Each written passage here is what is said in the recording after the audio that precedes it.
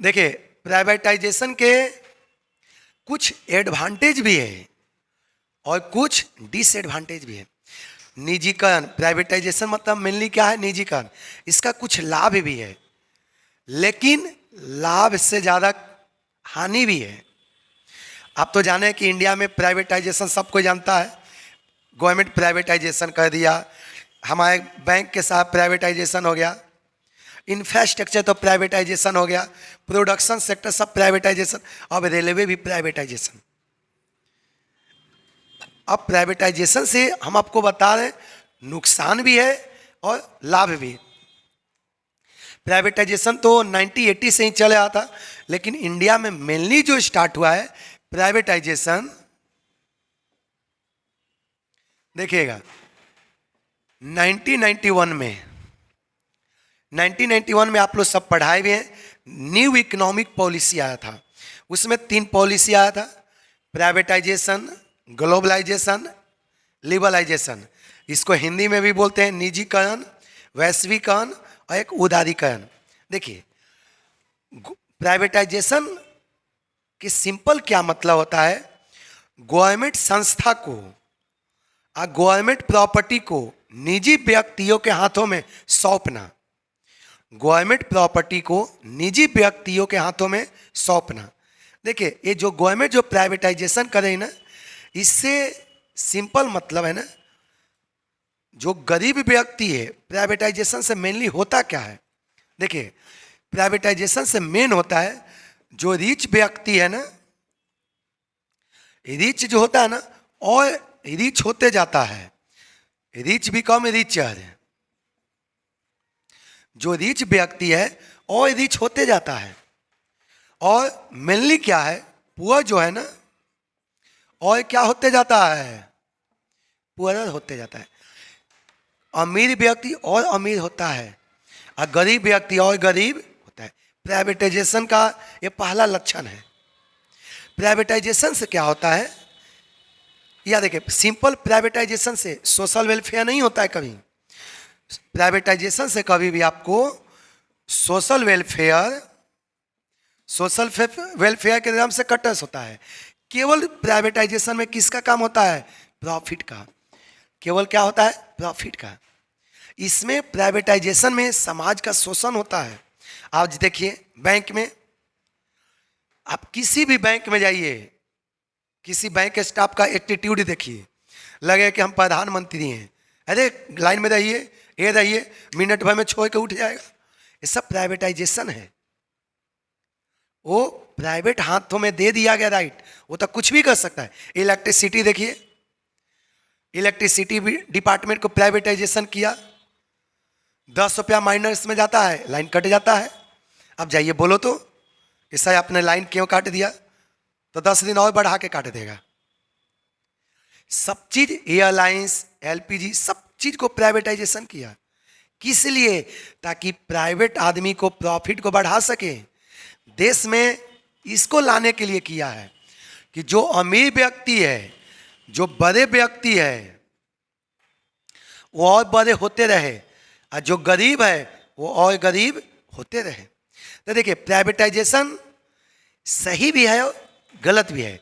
Privatisation सही इसलिए मैं बता रहा हूं, प्राइवेटाइजेशन सही इसलिए ना, इसमें गवर्नमेंट के द्वारा जो पावर का मिस यूज होता है। देखते हैं अनेकों आप लोग सरकारी हॉस्पिटल देखे होंगे, गवर्नमेंट लाखों करोड़ों उस हॉस्पिटल पर खर्च करता है, लेकिन उसमें इलाज कराने के लिए एक भी मरीज नहीं जाता है।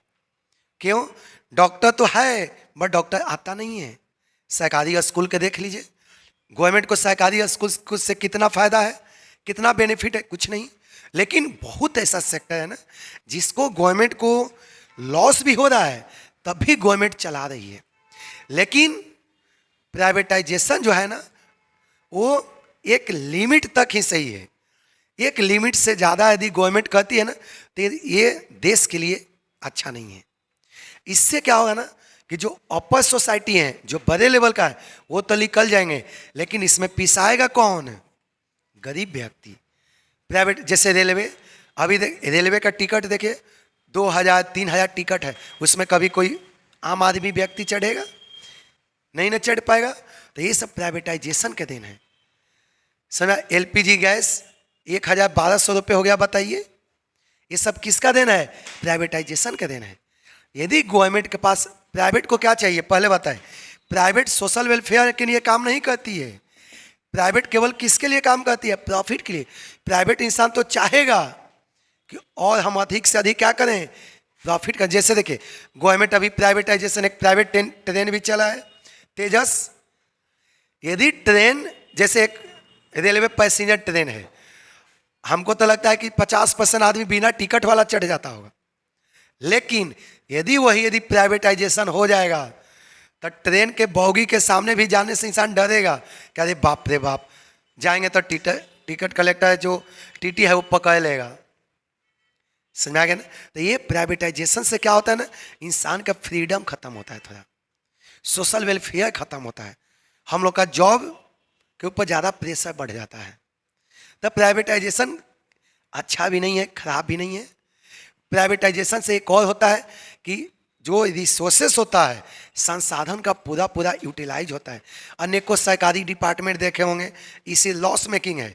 इलेक्ट्रिसिटी का ही एग्जाम्पल बताए, पहले इलेक्ट्रिसिटी कितना लॉस में जाता था, अब देखिए तो सबसे ज़्यादा तो प्रॉफिट देने वाला मेरे ख्याल से यही हो गया।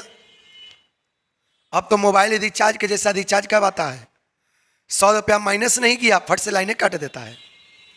तो अब प्राइवेटाइजेशन जो है ना, देश के लिए सही भी है और खराब भी है, लेकिन गवर्नमेंट को इस पर रोक लगाना चाहिए, ब्रेक। ज़्यादा भी उतना भी प्राइवेटाइजेशन मत आप कीजिए कि प्राइवेट आदमी और जो गरीब आदमी मर जाए। प्राइवेट बस उतना ही कीजिए जिससे सबका साथ सबका विकास हो। ऐसा नहीं कि किसी एक के आदमी, प्राइवेटाइजेशन से केवल किसका विकास होता है? केवल इसी व्यक्ति को होता है। ये जो व्यक्ति आपको दिखाई देते हैं ना, रिच सोसाइटी को विकास होता है, पुअर सोसाइटी को केवल क्या होता है? गाला को दबा जाता है प्राइवेटाइजेशन में। ये शॉर्ट आपका प्राइवेटाइजेशन के यही है। गवर्नमेंट तो लगभग सबको प्राइवेटाइजेशन कर दिया, बस एक दो बच गया, उसमें भी हाथ तो लगिए गया है। पता नहीं कल या परसों अभी क्या होगा प्राइवेटाइजेशन, आने वाले भविष्य में 100%। ट्रेन में तो बोलिए काम तो चल दिया तो प्राइवेटाइजेशन होगा, लेकिन मेरे ख्याल से गवर्नमेंट को इस पर भी ध्यान देना चाहिए, क्योंकि इंडिया एक डेवलपिंग कंट्री है। इंडिया एक डेवलप कंट्री नहीं है, इसमें अनेकों टाइप का इंसान मिलेंगे इंडिया में।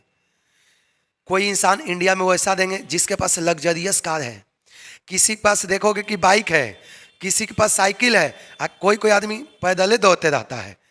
समझ में आ गया ना? चप्पल टूट गया तभी दौड़ते रहता है। ये इंडिया है। इंडिया में यदि आप एक सामान देखोगे ना, एक जैसा देखोगे ना, तब चलने वाला नहीं है। तब प्राइवेटाइजेशन कीजिए, लेकिन एक सीमा तक। जरूरत से ज़्यादा, excess of everything is bad. जरूरत से ज़्यादा कुछ जो भी किया जाए वो खराब होता है। करो लेकिन एक सीमा तक, उससे ज़्यादा। अब देखिए बैंक में यदि बैंक का प्राइवेटाइजेशन हुआ ना, कितना बैंक इंटरेस्ट देती है। यदि हम लोग बैंक में जमा करते हैं सेविंग अकाउंट में, तो 2 से 4% के करीब इंटरेस्ट देता है। यदि आप ये जाओ तो बैंक से लोन लेने, तो आपको कितना % पर बैंक लोन देती है? 10% पर। देखिए प्राइवेटाइजेशन, हमको मिला इंटरेस्ट इतना, और बैंक हमसे ले रही है 10%। यदि हम लोग बैंक से लोन लेते हैं तो बैंक हमको कितना % पर लोन दे रही है? 10%। वही यदि बैंक में हम पैसा जमा किए तो हमको इंटरेस्ट कितना मिलता है? 2 से 4%। बताइए, यही तो प्राइवेटाइजेशन है। सामने सामने लूटता है।